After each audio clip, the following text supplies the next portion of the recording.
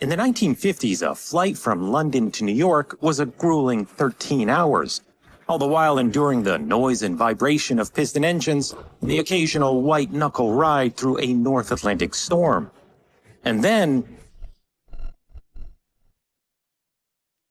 along came jetliners. They flew above the weather, and a flight from London to New York was cut to just 7 hours.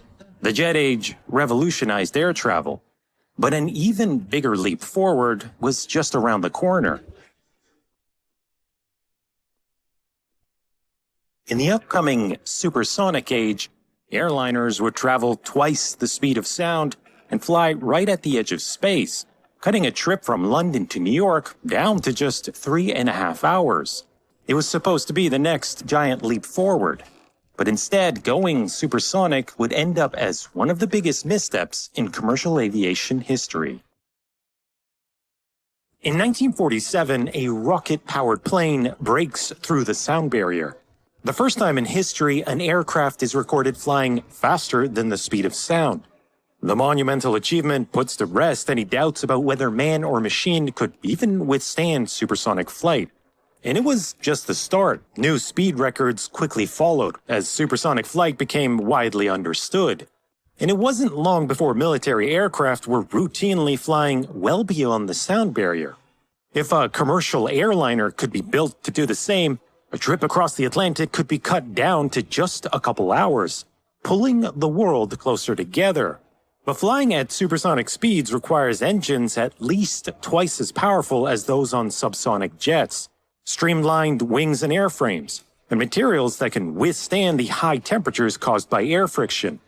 With these technical hurdles, there were doubts about whether supersonic air travel made any sense.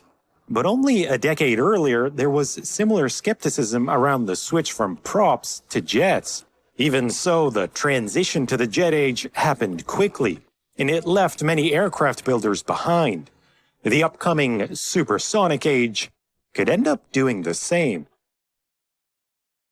In 1949, the British stunned the world with the first jet airliner. It flew faster and higher than any airliner before it. The Comet was revolutionary, and with it the British were going to lead the world into the jet age. That is, until a design flaw caused a string of deadly accidents, temporarily grounding the Comet, which gave the rest of the world time to catch up. By 1960, for every Comet sold, the Americans were selling another 10 jetliners of their own, and the British quickly lost their early lead in the jet age. But if supersonic air travel was the next evolution, Britain would have another chance to retake the lead. By 1961, the British had come up with an early design for a supersonic airliner. At the same time, the French were also working on a similar concept. As both efforts advanced, it made sense to join forces. And after a little creative deal-making and political maneuvering, the two countries partnered to launch the Concorde program, signing a treaty in 1962. Britain and France, once fierce aircraft-building rivals, would now work together to reinvent air travel. Thousands of the brightest French and British engineers were put to work making supersonic air travel a reality. Aside from maybe the Apollo moon landings, Concorde was the most technically ambitious project of the century. It would cruise at twice the speed of sound, with enough range to fly across the Atlantic.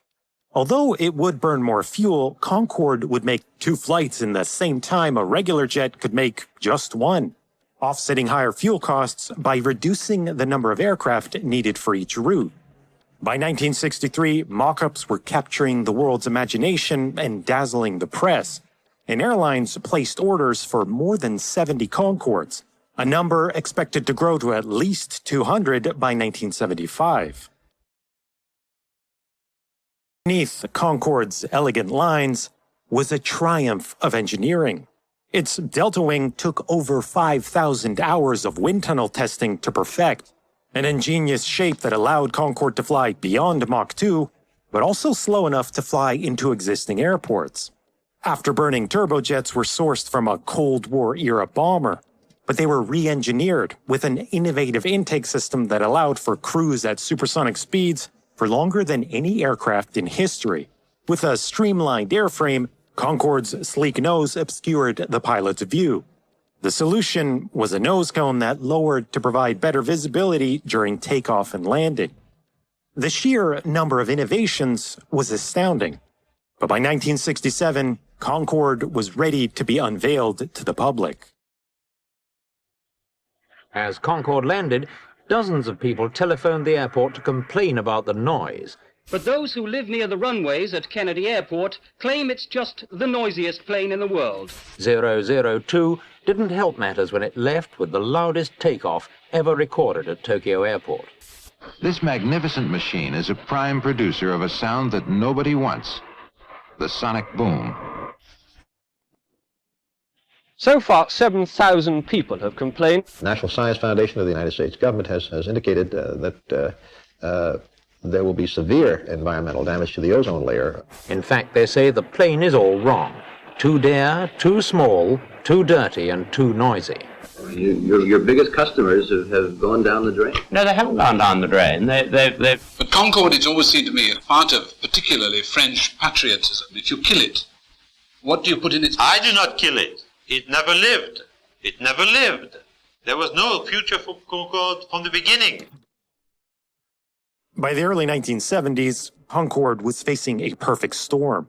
There were even doubts about whether the plane would make it into service. For one, Concorde's afterburning turbojets were twice as loud on takeoff compared to jetliners of the day, and it led to protests around the world. And like all supersonic aircraft, Concorde generated sonic booms, loud bangs, heard by anyone under the supersonic flight path. Public tolerance for sonic booms had clearly been underestimated, because one by one, countries started banning supersonic flights over their airspace. Evidence was also mounting that Concorde could damage the environment. If hundreds entered into service, regular high-altitude supersonic flights could destroy the ozone layer. But the biggest challenge facing the program was economics. Concorde had been designed in the 1960s, when jet fuel was just pennies per gallon. But it would enter commercial service in the mid to late 1970s, just as the price of oil began to skyrocket. And Concorde burned nearly 4 times more fuel than even a first-generation jetliner, while carrying fewer passengers. The economics made no sense, and by the end of 1973, nearly every airline canceled their options, leaving just a tiny handful of orders, nowhere near the 150 planes the program needed to sell just to break even. All the while, development costs were spiraling out of control, to more than 10 times the original estimate by the early 1970s. But with the Concorde Treaty, neither France nor Britain could back out of the program without paying the other massive penalties. So with or without orders, the Concorde program would have to push forward. After 14 years of development, Concorde was finally ready to enter service, and on January 21st, 1976, 2 Concordes simultaneously lifted off carrying their first passengers. It was a huge milestone for the program, but hardly the bold new era of mass supersonic air travel that many had once predicted. Because British Airways and Air France were the only airlines to put Concorde into service, and both nationally owned airlines had been more or less forced to, each taking delivery of just a few planes. With limited range and overland flight restrictions, there were few route options available. Every time Concorde takes off, British Airways loses money. If it's half empty, as it is on the Bahrain run, it's costing them up to £20,000 a flight. Even if it's nearly full, as it is... In just the first few years, British Airways and Air France lost tens of millions operating Concordes. And by 1980, rumors were swirling that the planes would be retired early. It might seem a strange decision to have the government subsidizing one of the most expensive forms of transport in the world. But a dramatic turnaround was just around the corner. By the mid-1980s, British Airways and Air France were not only still operating their Concordes, they had figured out how to make huge profits with them. With the prospect of supersonic air travel for the masses having come and gone, and with only 14 Concordes in service, the plane was transformed into more than just faster air travel. Instead, Concorde was rebranded into an ultra-exclusive travel experience, aimed at a new kind of passenger with much deeper pockets. By the mid-1980s, the price of Concorde tickets had doubled from what they were in the 1970s, at one point costing upwards of $20,000 in today's dollars for a London to New York round trip. Concorde might have failed to revolutionize air travel, but it also opened up a profitable new market serving celebrities and the ultra-rich. And with only a handful of aircraft in service, public concern over the environment and noise faded. Instead, for nearly 3 decades, Concorde served as a symbol of pride for the British and French. But much like its development and introduction, Concorde's final years would prove difficult. A tragic crash in July 2000 caused by a piece of runway debris tarnished Concorde's impeccable safety record. A year later, the events of September 11th led to a huge decline in air travel. And then there were the challenges of maintaining such complex and aging planes. In 2003, after 27 years of service, the most recognizable and iconic aircraft in history was retired by Air France and British Airways, closing the final chapter on the most ambitious aviation project of the century.